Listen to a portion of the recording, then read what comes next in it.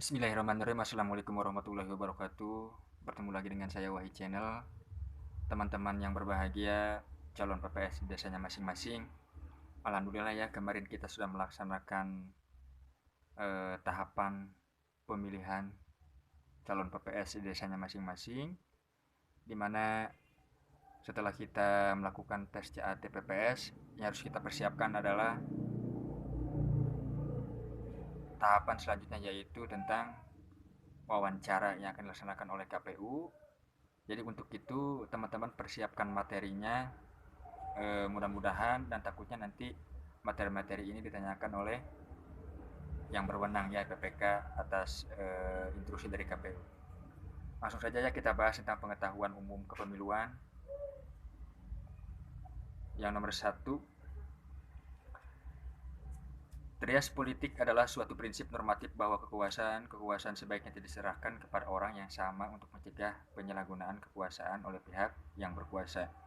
Sebutkan dan jelaskan pembagian kekuasaan menurut Montesquieu.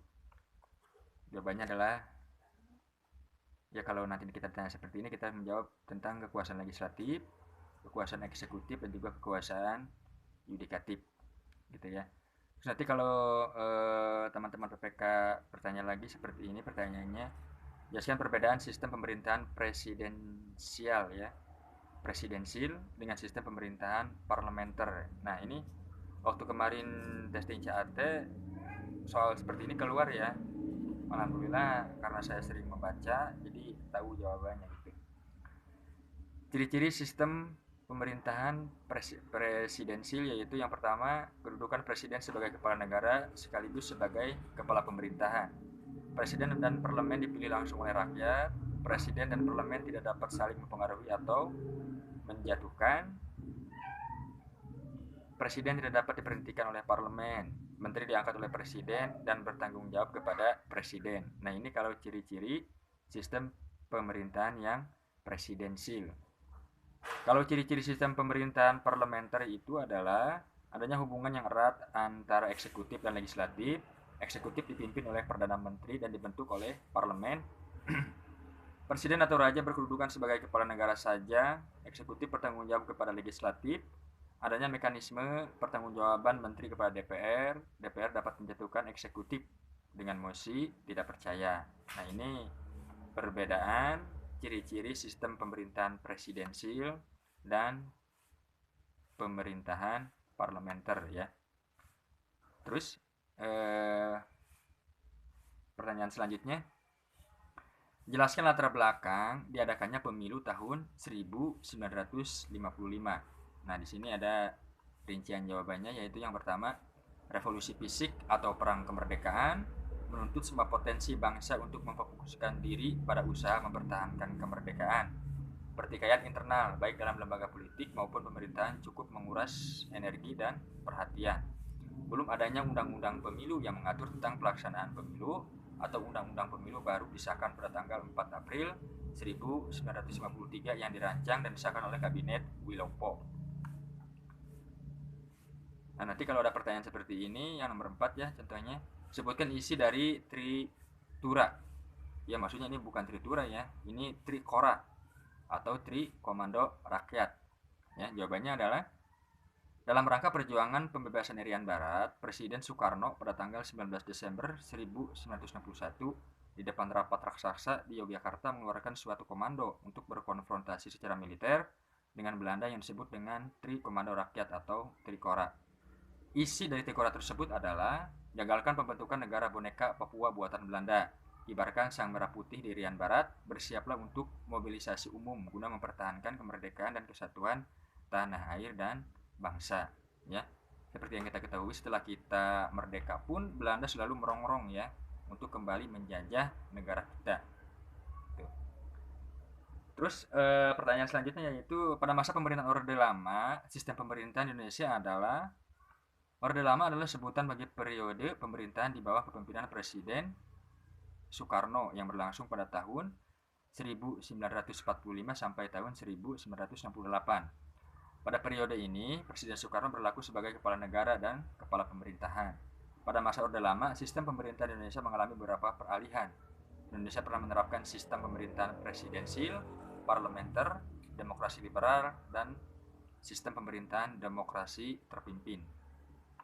Nah, terus pertanyaan selanjutnya, jelaskan perbedaan bentuk negara kesatuan dengan negara serikat. Nah, nanti kita kalau ada pertanyaan atau ditanya seperti ini oleh PPK ya, kita jawab saja. Ciri-ciri negara kesatuan yaitu hanya terdiri satu undang-undang dasar, kepala negara, dewan menteri, dan dewan perwakilan rakyat. Kedaulatan negara mencakup kedaulatan ke dalam dan kedaulatan keluar yang telah ditandatangani oleh pemerintah bagian pusat. Menganut dua sistem yaitu sentralistik atau dari pusat dan desentralistik atau dari daerah. Hanya menggunakan satu kebijakan terhadap masalah yang dihadapi seperti ekonomi, sosial, politik, budaya, keamanan, dan pertahanan. Itu ciri-ciri negara kesatuan.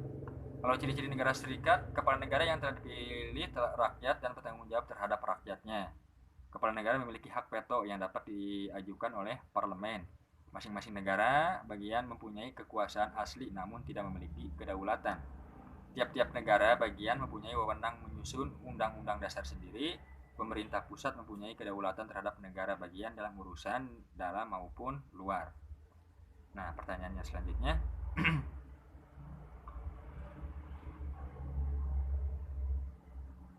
Indonesia pernah menganut sistem pemerintahan demokrasi terpimpin. Sebutkan penyimpangan-penyimpangan yang terjadi pada masa demokrasi terpimpin tersebut. Yaitu, Pancasila diidentikan dengan Nasakom, nasionalis, agama, dan komunis. Produk hukum yang setingkat dengan undang-undang ditetapkan dalam bentuk penetapan presiden atau penpres daripada persetujuan. MPRS mengangkat Soekarno sebagai presiden seumur hidup. Presiden membubarkan DPR hasil pemilu 1955. Presiden menyatakan perang dengan Malaysia. Presiden menyatakan Indonesia keluar dari PBB. Hak Budget tidak jalan. Nah, di sini kalau ada pertanyaan lagi, jelaskan makna demokrasi menurut Abraham Lincoln. Pemerintahan dari rakyat, oleh rakyat, dan untuk rakyat. Nah, kalau ada pertanyaan seperti ini, apa yang Anda ketahui mengenai otonomi daerah? Otonomi daerah adalah hak, wewenang, dan kewajiban daerah otonom untuk mengatur dan mengurus sendiri urusan pemerintahan dan kepentingan masyarakat setempat, sesuai dengan peraturan perundang-undangan. Pertanyaan nomor 10 ya, takutnya nanti ditanyakan kepada teman-teman. Terkait fungsi legislasi, DPR memiliki tugas dan wewenang diantaranya menyusun program legislasi nasional atau prolegnas, menyusun dan membahas rancangan undang-undang atau RUU, menerima RUU yang diajukan oleh DPD terkait otonomi daerah, hukuman pusat dari daerah, pembentukan, pemekaran, dan penggabungan daerah, pengelolaan SDA dan SDE lainnya, serta pertimbangan keuangan pusat dan daerah. Membahas RUU yang diusulkan oleh Presiden ataupun DPD, menetapkan undang-undang bersama dengan Presiden, menyetujui atau tidak menyetujui peraturan pemerintah pengganti undang-undang atau yang diajukan Presiden untuk ditetapkan menjadi undang-undang. Terus kalau nanti teman-teman ditanya seperti ini ya, pertanyaan selanjutnya, tujuan negara atau cita-cita nasional bangsa Indonesia terdapat dalam pembukaan Undang-Undang Dasar 1945. Nah, yang nomor 13 pun kemarin keluar di tes tulis CAT ya. Pemilu pertama Indonesia pada tahun 1955 menggunakan sistem proporsional. Apa yang dimaksud dengan sistem proporsional? Pemilihan umum sistem proporsional adalah di mana kursi yang tersedia dibagikan kepada partai politik atau organisasi peserta pemilu, sesuai dengan imbangan perolehan suara yang didapat oleh partai politik itu. Oleh karena itu, sistem ini disebut juga dengan sistem berimbang. Dalam sistem ini, wilayah negara adalah daerah pemilihan, akan tetapi karena terlalu luas maka dibagikan berdasarkan daerah pemilihan dengan membagi sejumlah kursi dengan perbandingan jumlah penduduk. Terus yang nomor 14, sistem pemilu di mana pemilih dikelompokkan ke dalam distrik-distrik, penentuan distrik berdasarkan jumlah penduduk yang ada. Satu distrik mendapat jatah satu kursi di parlemen, merupakan sistem majoritarian. Yang nomor 15, istilah gerrymandering merupakan istilah dalam daerah pemilihan. Yang nomor selanjutnya nomor 16, pernyataan yang menyebutkan bahwa Pancasila merupakan dasar negara Indonesia dapat ditemukan dalam TAP MPR nomor 2 dari Semiring 1978. Yang nomor 17, kalau nanti teman-teman ditanya pertanyaannya seperti ini, Rumusan Pancasila terdapat dalam Undang-Undang Dasar 1945 yang ditetapkan tanggal 18 Agustus 1945. Nah ini ya, ini juga ada pertanyaannya yang ke-18 di waktu testing CAT kemarin. Tahun berapa pemilu dilaksanakan pertama kali? Tahun 1955, 10 tahun setelah Indonesia merdeka. Yang nomor 19, apakah nama penyelenggara pemilu pada tahun 1955? Panitia Pemilihan Indonesia ya, atau PPI. Yang nomor 20, pemilu nasional tahun 1955 bertujuan untuk memilih lembaga anggota DPR dan anggota konstituante. Apakah nama penyelenggara pemilu pada era Orde Baru periode 1971? Lembaga Pemilihan Umum atau LPU. Kalau sekarang kan KPU ya, Komisi Pemilihan Umum. Nomor 22, berapa jumlah partai politik peserta pemilu tahun 1955? 172, cukup banyak ya dibandingkan dengan tahun-tahun yang sekarang. Nomor 23, berapa jumlah partai politik peserta pemilu tahun 1971? Yaitu sebanyak 10. Berapa partai politik peserta pemilu pada periode tahun 1977 sampai dengan 1999? Yaitu sebanyak 3 partai. Pemilu pertama pada masa reformasi dilaksanakan pada tahun berapa? 1999. Nah, ini pada masa reformasi atau pada waktu itu presidennya adalah Baharudin Yusuf Habibie. Nomor 26, berapa jumlah partai politik yang mengikuti pemilu tahun 1999? Yaitu sebanyak 48 partai. Nomor 27, tanggal berapa pemilu anggota DPR dan DPRD tahun 1999 dilaksanakan? Ya, tanggal 7 Juni. Nomor selanjutnya, tanggal berapa pemilu anggota DPR, DPD, dan DPRD tahun 2004 dilaksanakan? Tanggal 5 April. Ya. Nomor 29, tanggal berapa pemilu anggota DPR, DPRD, dan DPD tahun 2009 dilaksanakan? Tanggal 9 April. Nomor 30, tanggal berapa pemilu presiden dan wakil presiden putaran pertama dan kedua tahun 2004 dilaksanakan? Tanggal 5 Juli dan tanggal 20 September. Nomor 31, tahun berapa pertama kali pemilu presiden dan wakil presiden dipilih secara langsung? Tahun 2004 ya. Pada waktu itu Susilo Bambang Yudhoyono dan Yusuf Kala menjadi pemenangnya. Nomor 32, salah satu hasil amandemen Undang-Undang Dasar 1945 adalah presiden dan wakil presiden dipilih secara langsung. Nomor 33, tanggal berapa pelaksanaan pemilu presiden dan wakil presiden tahun 2009? Tanggal 8 Juli. Nomor 34, tanggal berapa pelaksanaan pemilu presiden dan wakil presiden tahun 2014? Yaitu tanggal 9 Juli. Nomor 35, berapa jumlah partai politik peserta pemilu anggota DPR, DPD, dan DPRD tahun 2004? Yaitu sebanyak 24 ya. Berapakah jumlah surat suara cadangan dalam pemilihan kepala daerah? Demokrasi adalah pemerintahan dari rakyat, oleh rakyat, dan untuk rakyat. Pendapat tersebut dikemukakan oleh Abraham Lincoln. Nomor 37, government of the people dalam kekuasaan pemerintahan berada di tangan rakyat memiliki arti pemerintah dari rakyat. Nomor 38, pemerintahan diatur rakyat, government by the people. Dalam kekuasaan pemerintah berada di tangan rakyat memiliki arti pemerintah oleh rakyat. Nah, nomor 39 ya. Berapakah jumlah surat suara cadangan dalam pemilu tahun 2019? Yaitu 2% dari jumlah DPT pemilih tetap.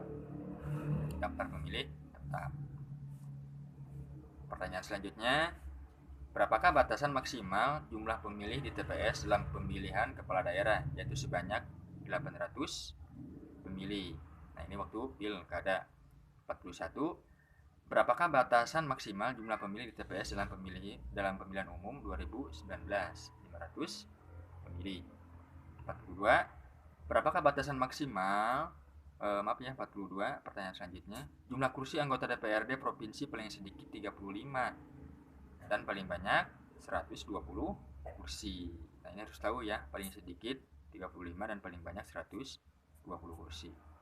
Kalau nomor 43, Jumlah kursi anggota DPRD atau kabupaten kota paling sedikit 20 dan paling banyak 55 kursi. Jumlah kursi DPR 575 kursi. Nah, ini berarti nasional ya. Yang pertanyaan selanjutnya, jumlah dapil DPR se-Indonesia 80 dapil. Nah, ini takutnya pokoknya teman-teman terus cari tahu soal-soal wawancara ya. Takutnya nanti ditanyakan pada waktu testing wawancara oleh PPK. Nomor 46, partai politik peserta pemilu harus memenuhi ambang batas perolehan suara paling sedikit 4% dari jumlah suara sah secara nasional. Kalau tidak memenuhi, tidak disertakan pada penghitungan perolehan kursi DPR di setiap daerah pemilihan. Pertanyaan selanjutnya, dalam hal perhitungan perolehan kursi DPR, suara sah setiap partai politik yang memenuhi ambang batas perolehan suara dibagi dengan bilangan pembagi 1 dan diikuti secara berurutan oleh bilangan ganjil 3, 5, 7, dan seterusnya. Nah, ini teman-teman bisa dibaca sendiri ya. Jadi baca sendiri aja. Nah, selain itu juga teman-teman bisa searching contoh-contoh soal wawancara atau searching di Google ataupun di YouTube. Sana banyak kok teman-teman atau YouTuber yang lainnya yang memberikan konten atau nge-share konten tentang soal-soal wawancara. Selain itu juga persiapkan fisik dan mentalnya. Ya tentunya teman-teman harus istirahat yang cukup, makan juga cukup ya, supaya tidak tegang nantinya.